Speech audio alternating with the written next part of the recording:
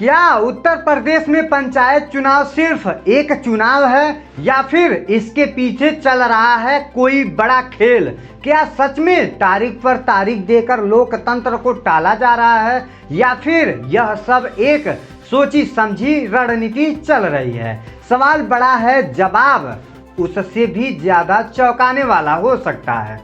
सोचिए, एक तरफ लाखों पद खाली होने वाले हैं, 25 या 26 मई को हजारों प्रधानों की कार्यकाल खत्म होने वाला है और दूसरी तरफ अभी तक चुनाव की कोई ठोस तारीख नहीं आई है। आखिर क्यों नहीं आई है? क्या वजह है कि क्या उपचुनाव के लिए पूरा शेड्यूल तैयार है? वही पंचायत चुनाव पर सन्नाटा छाया हुआ है। आप खुद समझिए, 10 जिलों में उपचुनाव का ऐलान हो जाता है, नामांकन की तारीख तय हो जाती है और वोटिंग की भी तारीखें तय हो जाती है।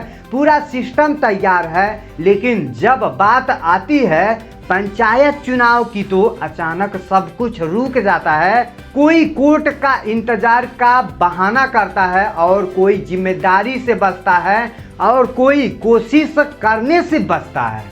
ध्यान दीजिए, हाई कोर्ट ने साफ कहा है, अगर 15 अप्रैल तक वोटर लिस्ट जारी हो जाती है तो 26 मई तक चुनाव कराना संभव है। यानी रास्ता साफ था, लेकिन फिर भी देरी क्यों हुआ? क्या यह सिर्फ प्रशासनिक लापरवाही है या इसके पीछे कोई बड़ा राजनीति छुपी हुई है?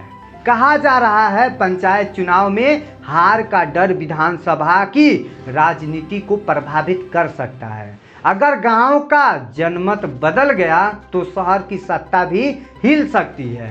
क्या यही डर इस देरी की असली वजह हो सकती है? और सबसे बड़ा सवाल, क्या संवैधानिक नियमों का पालन होगा या फिर उन्हें नज़रअंदाज किया जाएगा? क्योंकि नियम साफ कहते हैं कार्यकाल खत्म होने से पहले चुनाव होना चाहिए, लेकिन यहाँ तो हालात कुछ और ही कहानी बता रहे हैं। अब जरा आम जनता की स्थिति सोचिए, जहाँ गांव का विकास रुक जाएगा, फैसले अटक जाएंगे और जिम्मेदारियाँ किसकी होगी? क्या लोकतंत्र सिर्फ कागजों में रह जाएगा या फिर जमीन पर भी नजर आएगा? आप देख रहे हैं तारीख बदल रही है, कभी 25 मार्च तो कभी 1 अप्रैल तो फिर कभी 8 अप्रैल, लेकिन हर बार सिर्फ इंतजार, हर बार सिर्फ टाइम टोल। यही सब सवाल उठता है, आखिर कब तक? क्या आपकी आवाज़ इतनी कमज़ोर हो गई है कि कोई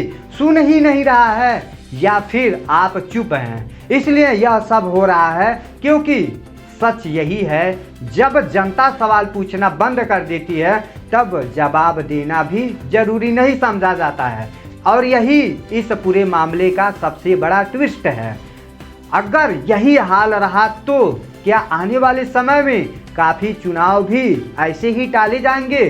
क्या यह सिर्फ पंचायत चुनाव तक सीमित रहेगा या फिर यह एक नई परंपरा की शुरुआत है? सबसे बड़ी हैरान करने वाली बात यह है कि जिन संस्थाओं पर भरोसा होता है वही आज सवालों के घेरे में बंधा हुआ होता है। चुनाव आयोग, प्रशासन और यहाँ तक कि कोर्ट की प्रक्रिया भी जब सुनवाई के लिए समय नहीं मिलता तो क्या यह सिर्फ संयोग है या कुछ और? लोग पूछ रहे हैं, अगर उपचुनाव कराए जा सकते हैं तो ग्राम पंचायत चुनाव क्यों नहीं हो रहे हैं? अगर तैयारी पूरी है तो घोषणा क्यों नहीं हो रहा है? और अगर दिक्कत कोई है तो भाई उसे साफ क्यों नहीं किया जा रहा है? क्यों नहीं इस सस्पेंस क्यों खत्म कर दिया जा रहा है? लोकतंत्र को, भरोसों को क्यों नहीं खत्म कर दिया जा रहा है? अब सबसे बड़ा सवाल, क्या यह देरी सिर्फ तकनीकी है या इसके पीछे छुपा है एक डर, जो जनमत का डर या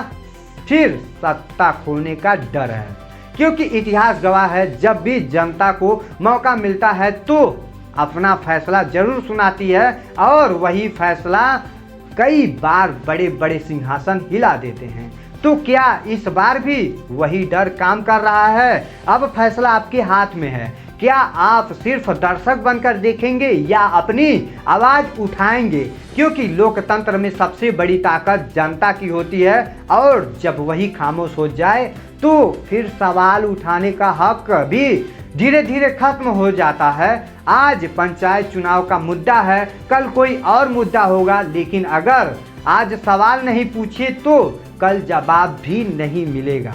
तो अब वक्त है जागने का और अब वक्त है समझने का, क्योंकि टाइम तो अब है नहीं, अब टाइम निकलता जा रहा है, क्योंकि आज 5 मई हो चुका है।